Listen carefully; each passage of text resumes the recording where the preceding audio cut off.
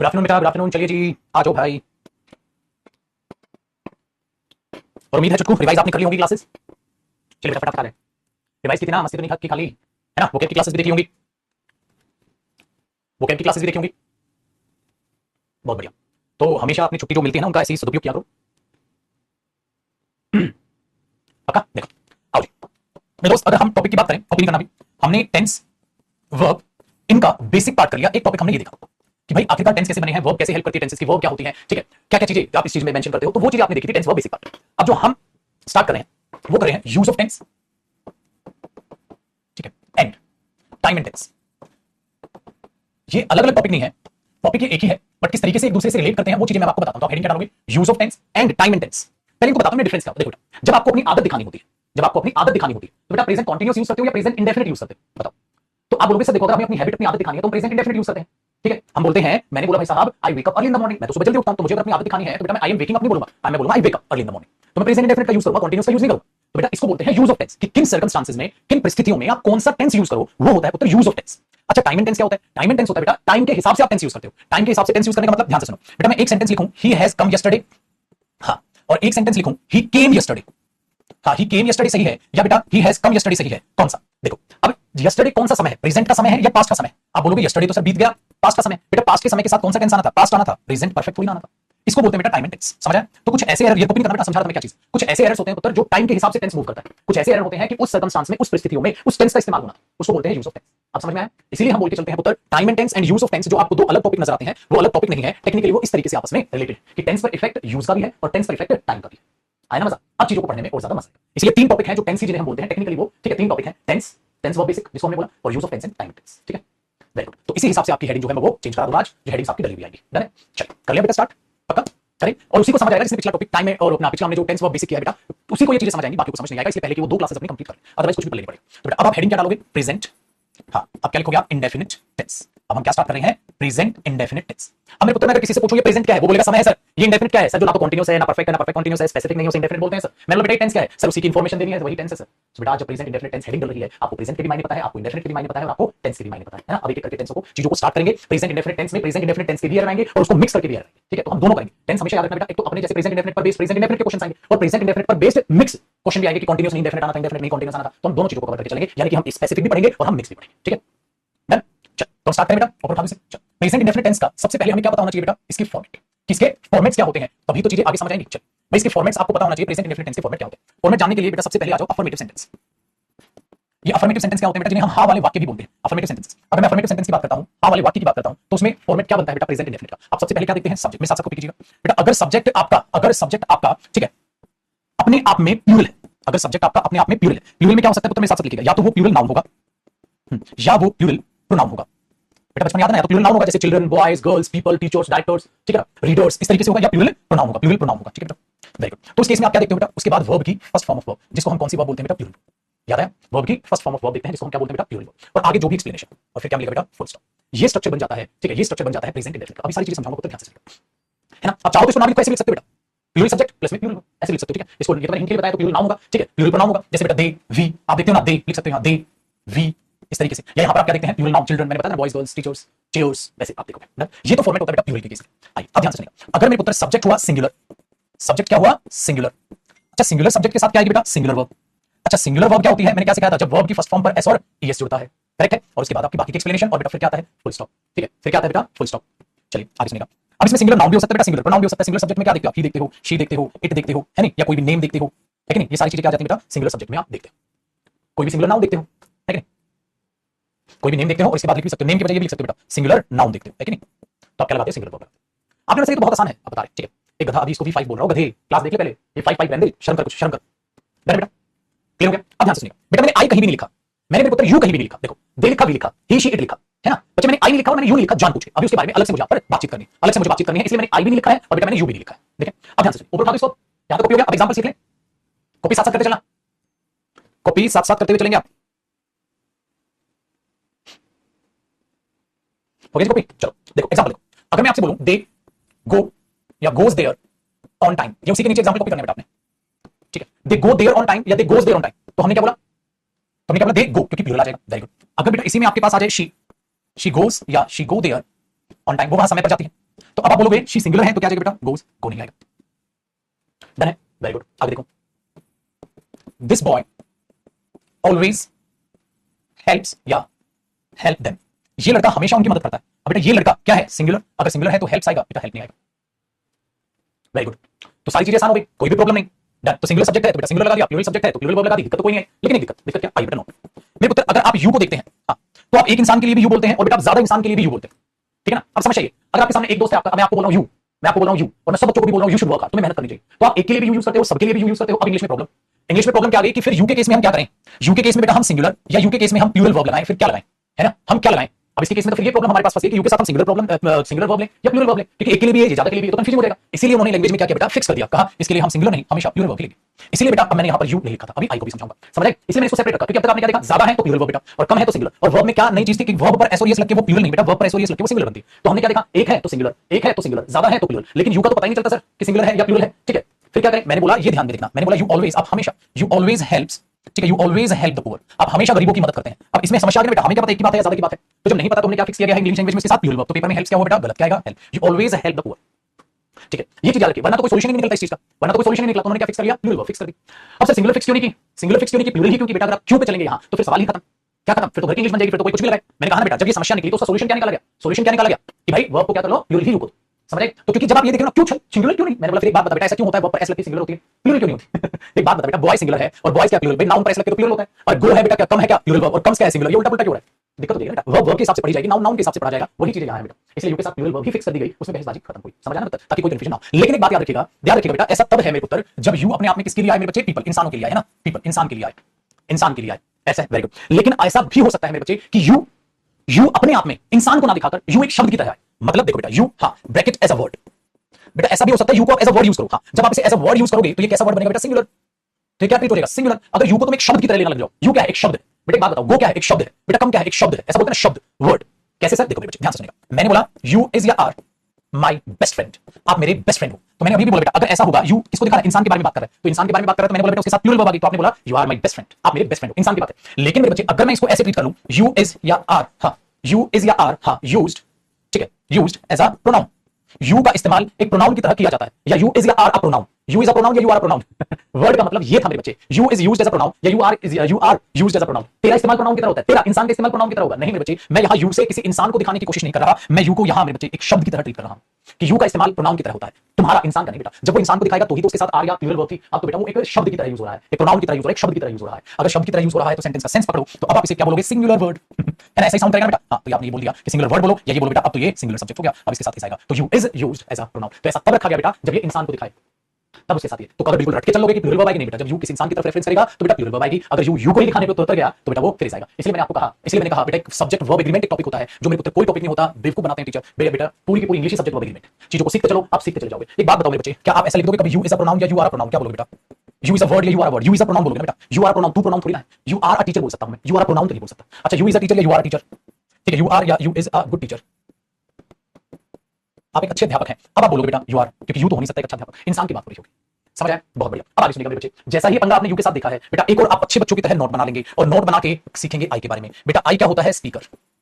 Speaker कौन होता है पता है बेटा आपको, बोलने वाला, बोलने वाला यानी कि मैं। जब आई इंसान को दिखाता है, स्पीकर है ना, स्पीकर को दिखाता है, किसके लिए यूज होता है बेटा, लोगों के लिए, पीपल के लिए, पर्सन के लिए, पर्सन के लिए आई यूज होता है, स्पीकर बनते को दिखाता है, और बेटा पर्सन के लिए यूज होता है। जैसे आप बोलते हैं आई विल हेल्प यू, तो आप अपना नाम ना लेकर अपनी जगह क्या बोलते हैं बेटा आई, कभी भी अपना नाम तो नहीं लेते। मैं बोलूंगा जयदीप सर आपकी मदद करेंगे, तो आप सोचोगे जयदीप सर किसी और सर की बात कर रहे हैं अपनी, ऐसा लगेगा ना सामने वाला अपना नाम लेके बोलेगा, तो इसे सामने वाला अपना नाम लेकर आई बोलता है। अब इसके साथ गड़बड़ क्या हुई बेटा, गड़बड़ ये हुई मेरे बच्चे कि जो आई स्पीकर है, हाँ इसके साथ वर्ब की फर्स्ट फॉर्म लगाएं या इसके साथ वर्ब की फर्स्ट फॉर्म पर एस और ईएस लगाएं, तो बेटा उन्होंने फिक्स किया वर्ब की फर्स्ट फॉर्म। अब हमारे पास आई सर ये तो प्लूरल होती है, प्रेजेंट इंडेफिनिट में आई के साथ फर्स्ट फॉर्म क्यों है सर, सिंगुलर क्यों नहीं, मैंने बोला बेटा वही पंगा किया उन्होंने, क्या किया कि जब आई स्पीकर को दिखाता है, हाँ तो उनको साउंड, ध्यान से सुनिएगा बेटा, इंग्लिश लैंग्वेज में वो साउंड्स जो अपने आप में बढ़िया ना लगे, उन साउंड्स की वजह से भी भाषा में चेंजेस किए गए हैं। आपने बोला बढ़िया ना लगे मतलब सर मैं बताता हूं बेटा, एक बात बताइए, कॉपी नहीं करना, ध्यान से सुनिएगा बेटा। एक बात बताओ, MEN है और MAN है, हाँ बेटा मैन का प्लूरल मेन, MEN होता है, कभी भी मैन का प्लूरल तुमने मेंस नहीं सुना, मेंस। उनको मेंस साउंड अच्छी नहीं लगी, उन्होंने साउंड को ही चेंज करके MEN कर दिया बेटा, मतलब साउंड की वजह से भी भाषा में चेंजेस करते हैं मेरे पुत्र वो। इसलिए आप ध्यान से देखिएगा कि जब आपने ऑक्स पढ़ा तो इसका प्लूरल ऑक्सिस ना करके उन्होंने ऑक्सिन कर लिया, देखा, ठीक है, देखा बेटा, बनी ना कहानी। तो साउंड जो अच्छी नहीं लगती ना उसको चेंज करते हैं। सेम काम इसके साथ हुआ मेरे बच्चे, सेम काम इसके साथ हुआ, ध्यान से सुनिएगा। जब अगर मैं इसमें ऐसा देखूं, कि आई गो या आई गोस, देयर विद देम, मैं वहां उनके साथ जाता हूं। बेटा टेक्निकली तो आप क्या सोचते हैं, टेक्निकली आप सोचते देखो सर, प्लूरल सब्जेक्ट तो प्लूरल वर्ब, सिंगुलर सब्जेक्ट तो सिंगुलर वर्ब, लेकिन मेरे पुत्र यू के साथ पंगा हुआ और आई के साथ पंगा किया गया। यू के साथ प्लूरल वर्ब फिक्स कर दी, ऐसा ही आई के साथ आई गोज उन्हें अच्छा नहीं लगा, उन्होंने बोला आई गो देयर विद देम। ये सिर्फ और सिर्फ साउंड की वजह से हुआ, वरना ऐसा नहीं सर आई तो एक इंसान की बात करता है, एक इंसान की करता है तो सिंगुलर क्यों नहीं लगाया गया? बोला ना बेटा, मैंने बोला मेरे पुत्र इंग्लिश भाषा है, लैंग्वेज है, और भाषा में उसके प्रति भी चेंजेस आते हैं, वरना आप ये कहोगे सर बॉय का प्लूरल जब बॉयज हो रहा है, हाँ गर्ल का प्लूरल जब गर्ल्स हो रहा है, हाँ तो मेरे बच्चे मैन का प्लूरल मेंस क्यों नहीं हुआ? मैंने बोला नहीं हुआ बेटा, एम कर दिया। तो हर जगह थोड़ा वो चीज अप्लाई होती चल रही है, उसी चीज को मेरे पुत्र यहां ध्यान रखा, तो आई के साथ गोज ना लगाकर आपने बोला आई गो देयर विद देम। ठीक है, लेकिन एक बात बताइए बेटा, मैंने बोला ध्यान दो, ठीक है, आई एम या I is ready to help you. अब पुत्र अपने आप देखोगे बेटा आई के लिए एक अलग वर्ब ही तैयार कर दी गई, एम आप इस थोड़ा लगाते हो, I am ready to help you, I am ready to help you, I am उन्हें अच्छा लगा, इसीलिए तो आप देखो बेटा आई के लिए एक अलग वर्ब ही चुन ली गई कि जब आई स्पीकर होगा तो उसके साथ क्या लगाया जाता है बेटा, एम, क्योंकि आई किसको दिखा रहा है, उस बोलने वाले इंसान को, जो सेंटेंस को बोल रहा है, उस बोलने वाले इंसान को दिखा रहा है, उसके लिए एक अलग वर्ब ही बना दी गई है। ठीक है, तो बेटा ये चीजें हैं यहाँ पर हम क्या सोचते हैं के साथ प्लूरल आता है, क्यों आता है, थोड़ा सा जान लो ना, इंटरेस्ट बन जाएगा इंग्लिश में। वो इसलिए आता है बेटा साउंड इफेक्ट की वजह से, उन्हें आई के साथ सिंगुलर वर्ब की साउंड नहीं अच्छी लगी, और आई एक ऐसा शब्द है जो भाषा में सबसे ज्यादा यूज होता है, क्योंकि आप जब भी कोई इंसान बोलेगा तो आई करके बोले। वेरी गुड, लेकिन ध्यान से सुनना बेटा, एक गड़बड़ है यहाँ पर, देखो दया क्या गड़बड़ है, दया गड़बड़ ये है मेरे पुत्र, अगर देखो एक और नोट लिखना इसी के नीचे, अगर मेरे बच्चे आई को आप एज अ वर्ड चुन ले, ओ तो बेटा इसके साथ फिर सिंगुलर वर्ब आएगी, पता है ये क्या हो जाएगा, फिर सिंगुलर वर्ब आ जाएगी, मतलब अरे आई बेटा फिर से वही बात, आई इज या आई आर, ठीक है, या आई इज या I am used as a pronoun, बताना क्या बोलोगे बेटा, I am used as a pronoun या I is used, I am used मेरा इस्तेमाल किया जाता है प्रोनाउन की तरह, मतलब बेटा मेरा इस्तेमाल किया जाता है, नहीं ना नहीं ना, तो बेटा किसका इस्तेमाल किया जाता है, आई उस शब्द का, तो मेरे बच्चे आई भी अपने आप में एक यू की तरह काम कर रहा था ना, यू इज यूज्ड, तो I is used as a pronoun, I का इस्तेमाल किया जाता है एक प्रोनाउन की तरह। तो देखो मेरे पुत्र यहां भी आई के साथ आपको इज ही लगा हुआ नजर आएगा, यहां भी आई के साथ आपको इज ही लगा हुआ नजर आएगा, इसीलिए बेटा जब जब बच्चे रट लेते हैं तो ये अब देखो शब्दों की भी डेफिनेशन में चेंज है ना, वरना बच्चा सोचता है लेटर का ग्रुप ही शब्द बनाता है, नहीं खाली आई और आर्टिकल ए ऐसे हैं जिन लेटर का ग्रुप नहीं है और शब्द कंसीडर किए जाते हैं बेटा। तो हमने बोला I is used as a pronoun, तो इस सेंटेंस में ठीक है 1 2 3 4 5 6 शब्द, देखो बेटा चलो ये चीज भी आप ध्यान रखोगे, तो बेटा ये फॉर्मेट आपका कंप्लीट हुआ अफर्मेटिव सेंटेंस में, क्योंकि मेरे बच्चे मुझे खाली टेंस नहीं, ये सब्जेक्ट वर्ब एग्रीमेंट से रिलेटेड बातें भी आपको साथ साथ बतानी है, ताकि वो टॉपिक अलग से हमें करने की जरूरत ना पड़े, बेटा पूरी इंग्लिश ही वो अपने आप में टॉपिक है। अब बात करते हैं मेरे बच्चे नेगेटिव सेंटेंस में क्या फॉर्मेट होता है, तो पॉजिटिव सेंटेंस का फॉर्मेट समझ में आ गया, मतलब अफर्मेटिव सब्जेक्ट के बाद वर्ब आएगी, singular subject singular verb, plural subject plural verb, और आई और यू का क्या करना है वो आपको समझिए। अब बात करते हैं पुत्र नेगेटिव सेंटेंस के स्ट्रक्चर की, नेगेटिव सेंटेंस में क्या होने वाला है उस सेंटेंस के स्ट्रक्चर की बात करते हैं, ध्यान से सुनो पुत्र। देखो भाई जब हम नेगेटिव सेंटेंस के स्ट्रक्चर की बात करते हैं तो आप सब्जेक्ट तो लगाते हैं, हाँ बेटा जब सब्जेक्ट अपने आप में प्लूरल हो, हाँ या उसके साथ आई हो या उसके साथ यू हो, इंसान के रूप में, पता है बेटा आई और यू इंसान के रूप में हो, हाँ तो उसके साथ आप क्या लगाते हैं फिर डू नॉट, हाँ, और वर्ब की कौन सी फॉर्म बेटा, फर्स्ट फॉर्म ऑफ वर्ब लगाते हो और आगे बातचीत करते थे फुल स्टॉप, ये बनता है बेटा नेगेटिव सेंटेंस का स्ट्रक्चर। यू डू नॉट, ठीक है, do your work on time, you do not go there on time, I do not go there, ठीक है, they do not go there, we do not go there, इस तरीके से आप बोलते हो। आगे सुनिएगा, अगर सब्जेक्ट मेरे पुत्र हो सिंगुलर, देखो आपको अलग से नहीं समझाना पड़ा ना, काम चलेगा ना, अगर सब्जेक्ट हो मेरे बच्चे सिंगुलर, वेरी गुड, सिंगुलर के साथ देखो बेटा यहां तो आपने डू लगाया, हाँ अब डू का क्या करना पड़ेगा डज, ताकि वो क्या हो जाए सिंगुलर। भाई सिंगुलर के साथ तो हेल्पिंग वर्ब जो ये थी बेटा, इस डू नॉट में जो डू होता है उसको क्या बोलते हैं बेटा हम, जो मेन वर्ब से पहले आती है उसको क्या बोलते हैं ऑक्सिलरी वर्ब, या इसको हेल्पिंग वर्ब बोल दिया जाता है, और इसको क्या बोल दिया जाता है इसमें मेन वर्ब, है ना बेटा। वेरी गुड, अब एक बात बताओ मेरे पुत्र, जब सब्जेक्ट प्लूरल था तो डू वर्ब थी, लेकिन जैसे ही वो हुआ तो बेटा यहां पर हमने प्लूरल हेल्पिंग वर्ब लगा दी या सिंगुलर हेल्पिंग वर्ब लगा दी, अब हमने यहां लगा दी बेटा सिंगुलर हेल्पिंग वर्ब डज, और डज के साथ लगाया नॉट, डज नॉट। तो आगे अब आगे सोचने वाली बात ये है मेरे पुत्र, जब आप ऑलरेडी एक बार हेल्पिंग वर्ब को सिंगुलर कर चुके हो, हाँ तो मेन वर्ब तक कोई भी फैक्टर नहीं आएगा, तो अब फर्स्ट फॉर्म ही रहेगी, अब आपको बेटा फर्स्ट फॉर्म पर एस और ईएस लगाने की जरूरत नहीं पड़ेगी, क्योंकि आप ऑलरेडी सिंगुलर कर चुके हो। तो ये सब्जेक्ट आया, हाँ सिंगुलर के बाद क्या आ गया सिंगुलर वर्ब, हाँ हो गया ना सिंगुलर, आगे तक उसका कोई इफेक्ट नहीं रहा, इसीलिए बेटा डज नॉट और डू नॉट के बाद फर्स्ट फॉर्म ही मेन वर्ब की तरह आती है, उस पर कोई इफेक्ट नहीं आता, है ना। चल अब जरा इसे एग्जांपल के तौर पे देखते हैं किस तरीके से, बेटा जैसे मैंने बोला ही डज नॉट, ठीक है, ही डज नॉट ईट और ही डज नॉट ईट्स एप्पल्स, वो एप्पल्स नहीं खाता, सेब नहीं खाता, तो मैं क्या बोलूंगा बेटा, he does not eat apples या he does not eats apples, he does not eat, eats करने की जरूरत नहीं है क्योंकि ऑलरेडी आप डज कर चुके हैं। ठीक है, नेक्स्ट देखिए बेटा, मैंने बोला दे डू नॉट हैव या दे do not has any car, उनके पास कोई भी गाड़ी नहीं है, तो आप बोलोगे बेटा उनके पास कोई भी गाड़ी नहीं है, they do not have verb की फर्स्ट फॉर्म लगाओगे, सिंगुलर फॉर्म नहीं लगाओगे, तो आप लगाओगे बेटा दे do not have any car, तो ये हो जाएगा नेगेटिव का फॉर्मेट। अब आपको पॉजिटिव का भी फॉर्मेट पता चल गया और अब आपको नेगेटिव का भी फॉर्मेट पता चल गया, ठीक है, चलो कॉपी कीजिए। डन। अब इसी के नीचे मैं आपको इंटरोगेटिव का फॉर्मेट बता देता हूं जो कि बहुत आसान है पुत्र, हो गया ना कॉपी, यहां तक साथ साथ कॉपी करें, बहुत आसान है, तो अलग से उसमें कोई पहाड़ नहीं तोड़ना। इंटरोगेटिव का बहुत ही आसान फॉर्मेट है बेटा, क्योंकि जब आप इंटरोगेटिव क्वेश्चन पूछने के लिए कोई भी सेंटेंस पूछते हैं तो आप हेल्पिंग वर्ब आगे लगा देते हो बेटा। अब तो एक साथ लगा दो डू या डज, जिस सब्जेक्ट के साथ जो भी आएगी आपको पता है, ये आगे आ जाता है, सब्जेक्ट बाद में आता है बेटा, सब्जेक्ट भी प्लूरल है कि सिंगुलर है उस हिसाब से आप डू डज लगा देते हैं। बट ये बात है बेटा यहाँ आएगी वर्ब की कौन सी फॉर्म, फर्स्ट फॉर्म ही, कभी भी यहाँ पर एस और एस नहीं लगेगा, क्योंकि बेटा आप ऑलरेडी यहाँ पर एस और एस अपने आप से एडजस्ट कर चुके होंगे, और उसके बाद क्या बेटा कुछ भी आए और लास्ट में आपको क्या दिखाई देगा क्वेश्चन मार्क, लास्ट में आपको क्या दिखाई देगा क्वेश्चन मार्क, है बेटा। ये ध्यान रखिएगा। चल इसका एग्जांपल देखें, जैसे पेपर में क्या लिखेगा बेटा, पेपर में लिखेगा डू शी, हाँ do she wake up early in the morning, क्या वो सुबह जल्दी उठती है, ठीक है, क्या वो सुबह जल्दी उठती है, do she wake up early in the morning. तो आपको क्या नजर आया बेटा कि शी तो सिंगुलर है, इसी के साथ डू नहीं, एरर यहां हो जाएगा बेटा पेपर में, does she wake up early in the morning. तो ये हुआ मेरे बच्चे प्रेजेंट इंडेफिनिट के फॉर्मेट्स और किस तरीके से फॉर्मेट्स पर एग्जाम में क्वेश्चन आते हैं। तो ये बेसिक पार्ट भी आपका इंडेफिनिट का खत्म हो गया और उसके फॉर्मेट भी जान ली। अब आते हैं बेटा इसकी एप्लीकेशंस पर कि किस तरीके से क्वेश्चन पेपर में एग्जामिनर इसकी एप्लीकेशंस पर क्वेश्चन बनाता है। एप्लीकेशंस बोले तो बेटा time and tense and use of tense, applications time and tense और यूज ऑफ टेंस पर कैसे अब इन पर बेस्ड एरर वैसे भी बन सकते हैं। अभी तो आपने देखा फॉर्मेट पर कैसे एरर बन सकते हैं, अब एप्लीकेशंस में देखेंगे बेटा किस तरीके से इनके यूज पर, किस तरीके से टाइम के हिसाब से इन पर एरर आते हैं। ये इंटरेस्टिंग चीज है, देखना भी आपको बहुत सारा मजा आने वाला है।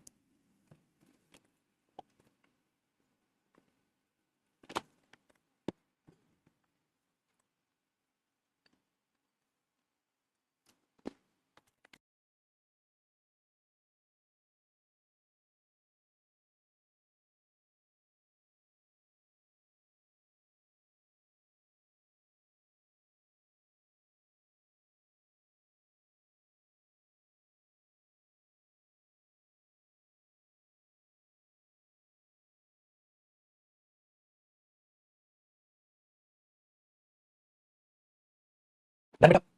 चलिए देखो, एप्लीकेशंस में का पहला कॉन्सेप्ट बेटा आपको पता है, जब आप प्रेजेंट इंडेफिनिट टेंस बोलते हैं ना, जब आप लिखिएगा मेरे साथ साथ, प्रेजेंट इंडेफिनिट टेंस बोलते हैं तो सेंटेंस में पता क्या होता है, हैबिट, आपकी कोई आदत या कोई भी एक ऐसा काम बेटा जो आप बार बार करते हैं, कोई भी आपकी आदत है, कोई भी काम जैसे आप बार बार करते हैं, जैसे मैं स्कूल जाता हूं, मैं ऑफिस आता हूं, ये मेरा काम है जो मैं बार बार करता हूं। ठीक है भाई, आपका स्कूल जाना बार बार जाएंगे मतलब आज कल भी जाओगे, कल भी जाओगे, कल भी जाओगे, पास में भी गए थे, आगे भी हो, तो ये काम हो भी रहा था और हो भी रहा है। हैबिट का मतलब क्या होता है, जो चीज आपकी जिसमें इंटरेस्ट हो, जिसमें रुचि हो, आप क्रिकेट खेलते हो, आप सुबह जल्दी उठते हो, आप एक्सरसाइज करते हो, आप फ्रूट खाते हो, ठीक है, आप लोगों की मदद करते हो, जो भी आपका नेचर है उसके बारे में बताने की कोशिश करते हैं।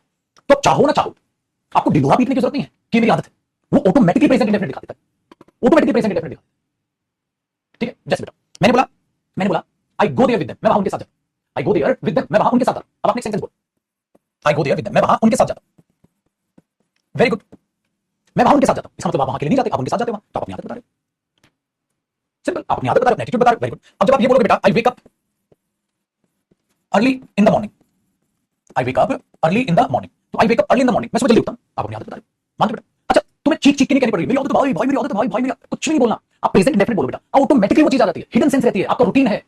ठीक है, आपका हैबिट है, रिपीटेड एक्शन या रूटीन भी बोल सकते हैं बेटा, जो आपका डेली रूटीन है ना, जो भी आपकी दिनचर्या जिसे कहते हैं ना, कोई भी रूटीन है आपका, ऑटोमेटिकली सेंस आ रही है। हमने कुछ किया ही नहीं, हमने कुछ किया ही नहीं, हमने कुछ नहीं किया। तो आपने बोला, चलो एक और, मैंने बोला बेटा आई टेक, कैसे कर लेते हैं, they take tea in the morning, वे सुबह चाय पीते हैं। तो बेटा सुबह होगी चाय पियेंगे, पहले भी पीते थे, अभी पीते हैं, आगे भी पियेंगे, यही तो इसमें तो तीनों टाइम है, वे सुबह चाय पीते हैं। तो बेटा आज है 16 अगस्त, हाँ, तो उन्होंने 15 अगस्त को भी सुबह चाय पी होगी, वो 17 अगस्त को भी सुबह चाय पिएंगे और 16 अगस्त को भी चाय पी होगी। यही तो होती है आदत, यही तो होता है रूटीन, जो पास्ट में भी था, जो प्रेजेंट में भी है, जो फ्यूचर में भी रहेगा। वेरी गुड, तो बेटा ये तो होती है। अच्छा, लिखा नहीं है, ऑटोमेटिकली सेंस, लिखा नहीं है बेटा, ऑटोमेटिकली सेंस। तो इसीलिए मैं पता है क्या बोलूंगा, हैबिट, रिपीटेड एक्शन या रूटीन की, हाँ, इसमें क्या होती है बेटा, प्रेजेंट इंडेफिनिट में हिडन सेंस। उस हिडन सेंस को क्या करना पड़ता है, समझना पड़ता है। और आप एक समझदार व्यक्ति, समझदार इंसान, बेटा आपके घर एक रिश्तेदार आया और वो कहता है मैं सुबह चाय पीता हूं, मैं सुबह चाय पीता हूं, तो अगली सुबह उसे चाय दोगे या नहीं दोगे बेटा, एक बात बता।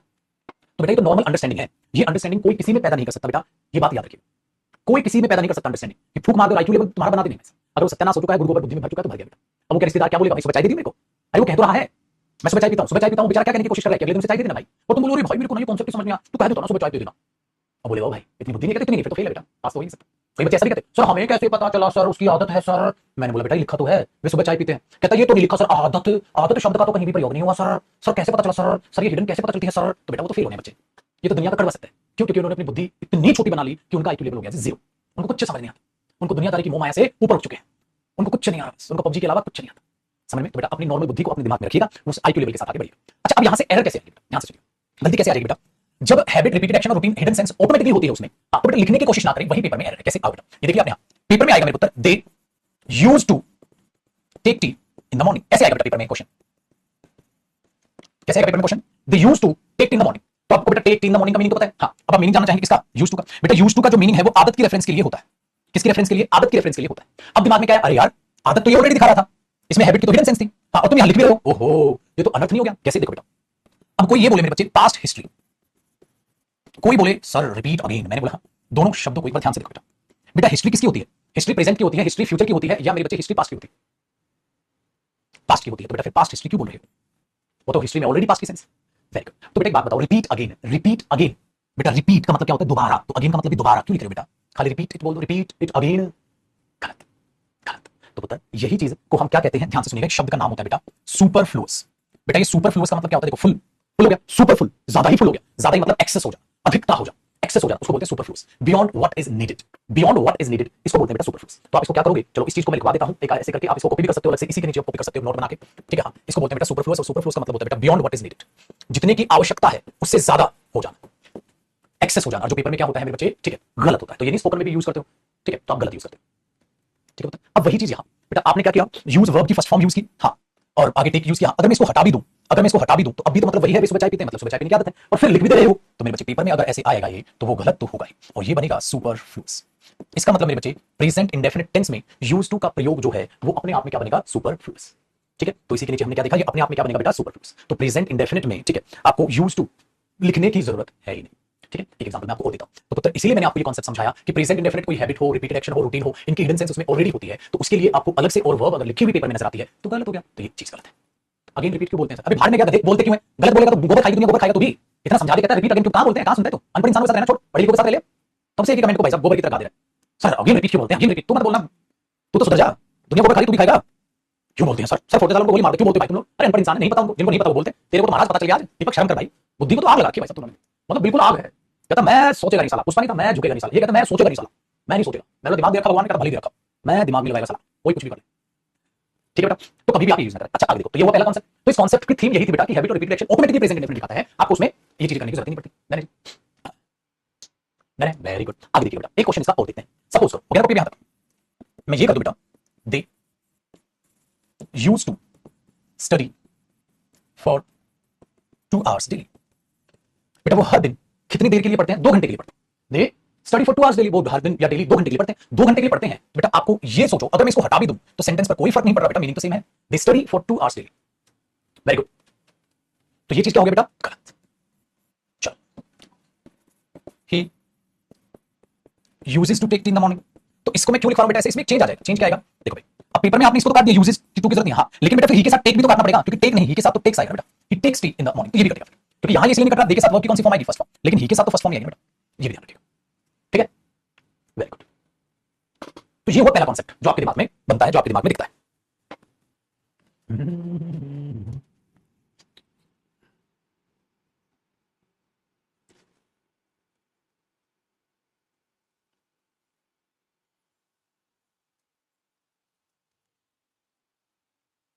इंटरेस्टिंग। चलो अब देखो बेटा, इसी से रिलेटेड अगला कॉन्सेप्ट है। इसी से रिलेटेड अगला कॉन्सेप्ट क्या है? यहां पर अब हम लड़ेंगे बेटा लड़ाइयां। लड़ाइयां क्या करेंगे? प्रेजेंट इंडेफिनिट की और प्रेजेंट कंटीन्यूअस की लड़ाइयां करते हैं। लड़ाइयां कैसे होंगी? देखो, जैसे अभी अभी मैंने आपको बोला, जब आप प्रेजेंट इंडेफिनिट की बात करते हैं तो बेटा प्रेजेंट इंडेफिनिट टेंस का जो मतलब है ना, वो होता है आप कोई भी रूटीन दिखा रहे हैं, है ना, कॉपी करिएगा साथ साथ, कोई भी हैबिट दिखा रहे हैं, ठीक है, किसी इंसान का नेचर दिखा रहे हैं, भाई आप क्या पसंद है, आपको क्या लाइक्स, आपकी डिसलाइक्स है, ठीक है, क्या आपको पसंद है, क्या आपको नहीं पसंद है, अपना नेचर बता रहे हो, हैबिट बता रहे हो, रूटीन बता रहे हो, ठीक है, कुछ भी आप ये बताने की कोशिश करो, मैंने बोला ना अभी ऑटोमेटिकली दिखाता है। Very good. तो बेटा आप अपना रिपीटेड एक्शन दिखाना चाहते हैं, जो काम आप एक बार नहीं बार बार करते हैं, मतलब कुछ भी आप अपनी लाइफ के बारे में बताना चाहते हैं, आप प्रेजेंट इंडेफिनिट टेंस का इस्तेमाल करते हैं। ठीक है, इसके लिए आप क्या कर सकते हैं बेटा, आपके पास, हाँ इनके लिए आप एरो लगाइएगा, हेल्प ऑफ वर्ड्स। आपको हेल्प ऑफ वर्ड्स मिल जाएगी। और अगर टेक्निकली बोलूं ना तो ये वर्ड्स बेटा एडवर्ब्स होती हैं। पता है क्यों? क्योंकि एडवर्ब्स का मतलब होता है मेरे पुत्र एक्शन के बारे में बताना। एक्शन कब कब होता है? जैसे भाई मैं तो वहां हर दिन जाता हूं, एवरी डे, भाई मैं तो वहां डेली जाता हूं, भाई मैं तो वहां कभी नहीं जाता, भाई मैं तो वहां ना के बराबर जाता हूं, हार्डली, रेयरली, स्केर्सली, बेयरली, बेटा इन सब का मतलब होता है ना के बराबर, ना के बराबर। ठीक है, भाई मैं तो वहां समटाइम्स कभी कभी जाता हूं, देख पा रहे हो बेटा, मैं तो वहां कभी कभी जाता हूं, भाई मैं तो वहां ऑलवेज हमेशा ही जाता हूं, भाई मैं तो वहां एवरी वीक जाता हूं, भाई मैं तो वहां एवरी मंथ जाता हूं, मैं तो वहां इन, ठीक है, मैं तो वहां एवरी वीक जाता हूं, हाँ तो एवरी वीक जाता हूं, एवरी मंथ जाता हूं, इन अ वीक जाता हूं, इन अ मंथ जाता हूं, आप कुछ भी बोलोगे है ना बेटा, इन अ वीक जाता हूं, इन अ मंथ जाता हूं, बेटा कुछ भी बोल दोगे तो आपके पास इतने प्यारे प्यारे इतने सारे शब्द हैं। कभी कभार जाता हूं बेटा, कभी कभार होता है ऑफन, ऑफन होता है कभी कभार जाता हूं, कुछ भी बेटा यही तो यूज करते हो। हाँ एक होता है बेटा सेल्डम, बिल्कुल ही ना के बराबर होता है, सेल्डम भी ना के बराबर जाता हूं, इतने सारे। बट एक बात बताओ, ये हेल्प ऑफ वर्ड्स, और ये वर्ड्स नहीं बेटा, ये एडवर्ब्स है सारी। एडवर्ब्स का मतलब क्या होता है? एक्शन के बारे में बताया, एक्शन कब कब होता है, हर दिन, कभी नहीं, कभी कभार, बहुत बार, है ना।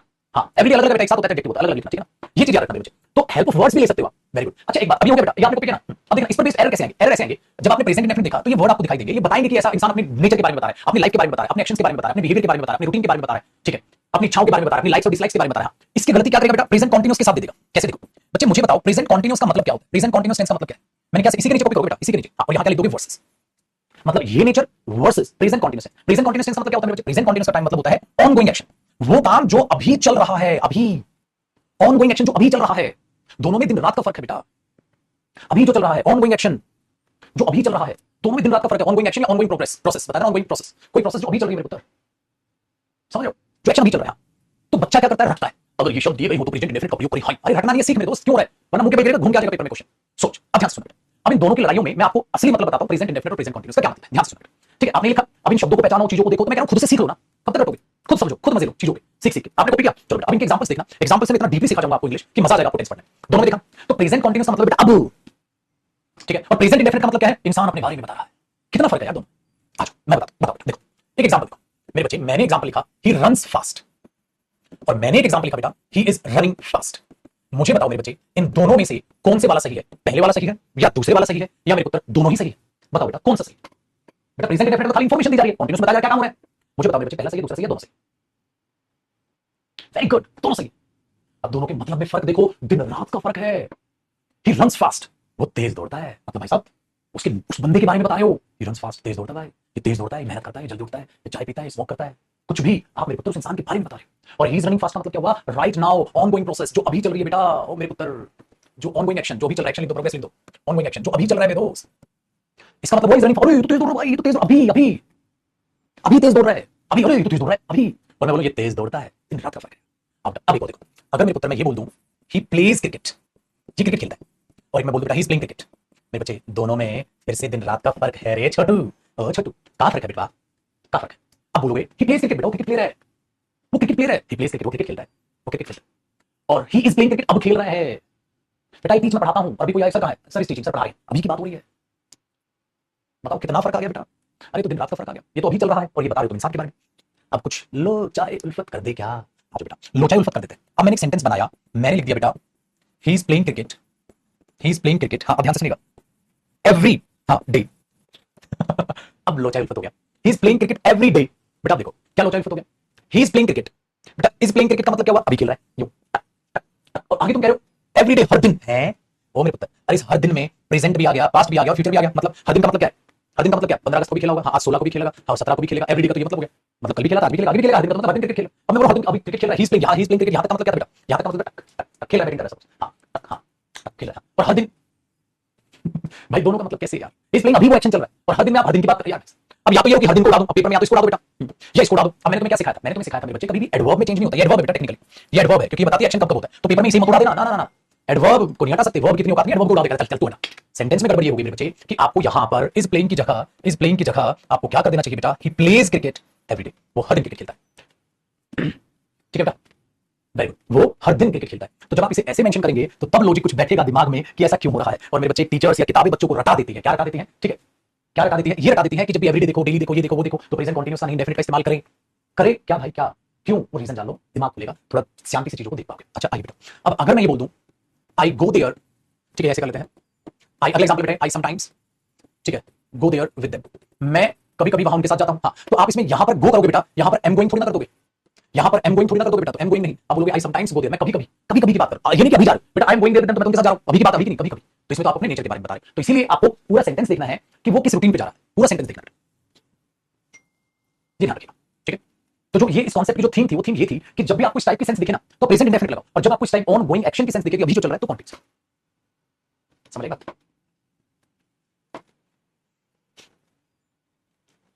डन, चलो एक एग्जांपल बेटा आपके लिए वो देते हैं।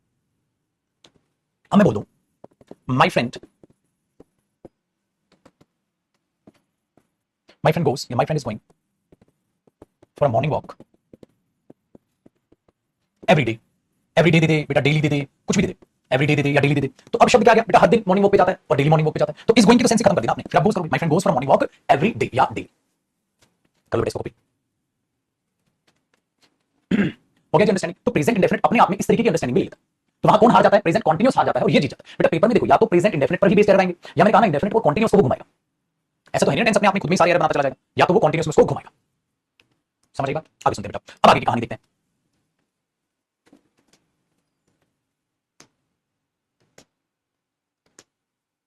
चलो अब आपको अगले कॉन्सेप्ट से ध्यान से देखने की कोशिश कीजिएगा और सीखिएगा। बेटा एक बात बताओ, कुछ ऐसी चीजें होती हैं मेरे पुत्र, ठीक है ध्यान से सुनिएगा, सेंटेंसेस, ठीक है, हाँ ब्रैकेट में लिखिएगा सेंस ऑफ ऑलवेज, बेटा ऐसे सेंटेंसेस जिनके पास ऑलवेज की सेंस है, ऐसे सेंटेंसेस ठीक है जिनके पास ऑलवेज की सेंस है, कि ऐसा अभी नहीं हो रहा है, ऐसा तो हमेशा होता है, ऐसा अभी नहीं हो रहा है, ऐसा तो हमेशा होता है, सेंस ऑफ ऑलवेज, ऐसे सेंटेंसेस जिनके पास सेंस ऑफ ऑलवेज है, ऐसा अभी नहीं हो रहा है मेरे पुत्र, ऐसा तो हमेशा ही होता है, उनके केस में हाँ तो आप कौन से स्टेटमेंट यूज करेंगे बेटा, प्रेजेंट इंडेफिनिट। क्या आप उसमें कॉन्टिन्यूस यूज कर सकते हैं, इम्पॉसिबल, इम्पॉसिबल। तो कैसे सेंटेंसेस बेटा जो हमेशा ऑलवेज की सेंस रखते हैं, ऐसे सेंटेंसेस या ऐसी चीजें जो हमेशा ऑलवेज की सेंस रखती हैं, ठीक है, उसके केस में आप प्रेजेंट कॉन्टिन्यूस नहीं लगा सकते, ठीक है। आप बोलोगे कैसे सर, चलो ध्यान से देखते हैं मेरे पुत्र, ध्यान से सुनिएगा। मैंने बोला I have the book, I have the book which tells, yeah, which is telling about the politics of India. बताओ बेटा, I have the book which tells about the politics of India होना चाहिए बेटा, या which is telling about the politics of India होना चाहिए। आप खुद से दिमाग लगाइए। एक बात बताओ मेरे पुत्र, किताब है तो बेटा जो किताब किसी चीज के बारे में जब इंफॉर्मेशन देगी तो ऐसा नहीं लग रहा है जो अभी पॉलिटिक्स के बारे में बता रही है, मतलब थोड़ी देर बाद कुछ और करेगी, थोड़ी देर बाद कुछ और करेगी, वो सो रहा है तो उठेगा, वो खा रहा है तो रुकेगा, वो पढ़ रहा है तो रुकेगा, तो बेटा क्या इस केस में ऐसा हो पाएगा, इलॉजिकल नहीं हो जाएगा, इस टेलिंग बता रही है थोड़ी देर बाद कुछ और बताएगी क्या बेटा बिल्कुल नॉनसेंस हुआ। आप बोलोगे which tells, ठीक है वेरी गुड। अगर आप ऐसे बोल दो बेटा मूवी के बारे में कोई बात बोल दो, दिस इज द मूवी, ठीक है, उसमें देख लो this is the movie which tells या व्हिच इज टेलिंग या व्हिच इज बेस्ड या व्हिच इज बीइंग, तो बीइंग तो आएगा नहीं, तो व्हिच टेल या टेल्स, अब ऐसे लिख दो about the politics of India, India के पॉलिटिक्स के बारे में, ठीक है, अबाउट इंडिया, इंडिया के बारे में, अबाउट, ठीक है, एनी कंट्री कुछ भी, अबाउट रेसलिंग कुछ भी लिख दो, तो बेटा this is the movie which tells होगा, अरे मूवी थोड़ा बार-बार बदलेगी बेटा, ये चीज याद रखिए बेटा। नहीं बेटा एवरीडे लगाने से क्या देखो चाय पीता है, हां तो चाय पीता है, हां और वो हर दिन चाय पीता है, दोनों बातों में फर्क आ गया ना, इसलिए एवरीडे लगाना जरूरी हो जाता है बेटा जब आपको हर दिन की सेंस लिखनी होती है। तो आपने क्या देखा मेरे बच्चे, जब सेंटेंस सेंस ऑफ ऑलवेज एक ऐसी सेंस है ना कि वो तो फिक्स ही है, उस फिक्स चीज में मेरे बच्चे को हर दिन चाय पीते दोनों बातों में फर्क आ गया, इसलिए एवरीडे लगाना जरूरी हो जाता है जब आपको हर दिन की सेंस लिखी होती है। तो आपने क्या देखा मेरे बच्चे, जब सेंटेंस सेंस ऑफ ऑलवेज एक ऐसी सेंस है ना कि वो तो फिक्स ही है, उस फिक्स चीज में मेरे बच्चे कॉन्टिन्यूस मत लगाओ, क्योंकि कॉन्टिन्यूस फ्लक्चुएशन दिखाता है कि अभी ऐसा हो रहा है, थोड़ी देर बाद ऐसा होगा, थोड़ी देर बाद ऐसा होगा, तो उसमें कॉन्टिन्यूस लॉजिकल साउंड करेगा मेरे पुत्र, आप प्रेजेंट इंडेफिनिट का ही इस्तेमाल करेंगे। ठीक है, यही कारण है, इसी से मदद ले लो बेटा। इसीलिए जब सेंटेंसेस सेंस ऑफ ऑलवेज और कैसे सेंटेंसेस जो मेरे बच्चे यूनिवर्सल ट्रुथ हो, हाँ, और जो किसको दिखाएं, फैक्ट को दिखाएं बेटा, वो भी ले लो। कैसे सेंटेंसेस जो सेंस ऑफ ऑलवेज हो, कैसे सेंटेंसेस जो यूनिवर्सल ट्रुथ हो, कैसे सेंटेंसेस जो फैक्ट हो, उनमें भी कॉन्टिन्यूस नहीं आता, क्योंकि वो चीजें फिक्स है। इसका मतलब ये भी चीज क्या हो जाती है, फिक्स फिक्स फिक्स, क्योंकि बेटा ये क्या है, फिक्स्ड है। ये क्या है, फिक्स्ड है, इनमें किसी भी तरीके की फ्लक्चुएशन नहीं हो सकती। ये नहीं बोलोगे दो तो चार हो रहे हैं इलॉजिकल होते हैं। समझ आई? तो ये चीज याद रखिएगा मेरे पुत्र, जब भी आप इस तरीके की चीजें, कोई भी फैक्ट देखते हैं, यूनिवर्सल ट्रुथ देखते हैं, ठीक है, अगर मैं बोलूं द अर्थ इज राउंड, तो बेटा मैं ये बोल दूंगा द अर्थ इज राउंड। हाँ, कभी मैं ये थोड़ा बोलूंगा धरती गोल बन रही है, the earth is being round बेटा, कोई ये बोले तो कितना गंदा लगेगा, धरती गोल बन रही है। यही कारण है पुत्र कि यूनिवर्सल ट्रुथ है, कोई भी ऐसी चीज जो फिक्स है, किताब में जो लिख दिया जो लिख दिया, मूवी जो बन गई सो बन गई, वो चीज तो फिक्स है, ऑलवेज की सेंस मानो, फिक्स मानो, इफेक्ट मानो बेटा। ठीक है, हाँ, तो पानी 100 डिग्री से ऊपर बोल जाता है, बोलना स्टार्ट तो बोलता है। समझ? तो ये चीज आप लॉजिकल दिमाग में बैठ करके। अच्छा, टाइम हो गया, आज तो टाइम का पता नहीं चला भाई साहब। चलिए, आपकी कमेंट होती होंगी ना अभी। ठीक है पुत्र, तो एक कॉन्सेप्ट आपका ये है। अभी प्रेजेंट इंडेफिनिट टेंस खत्म नहीं हुआ बेटा, एक और कॉन्सेप्ट रहता है जो अगली क्लास में करेंगे। अभी अभी आप यहां तक कॉपी करेंगे। ठीक है पुत्र, अभी हमारी मुलाकात होगी कल, तो आप इसको अच्छे से अच्छे बच्चों की तरह रिवाइज करके मुझे कल मुलाकात करेंगे मुझसे। ठीक है, ये चीज याद रखिएगा। ठीक है बेटा, तो इसको मैं सेव कर लेता हूं। टेंस की कोई बनाई थी हमने, टेंस टॉपिक नाम से ही इसको सेव कर देते हैं। टेंस टॉपिक याद रखिएगा। ठीक है बेटा, तो इस कॉन्सेप्ट से अगले कॉन्सेप्ट पर हम कल मिलेंगे। खुश रहें, आबाद रहें और यूं ही सीरियस होकर मेरे पुत्र पढ़ते रहो। कल मुलाकात करते हैं। बाय बेटा।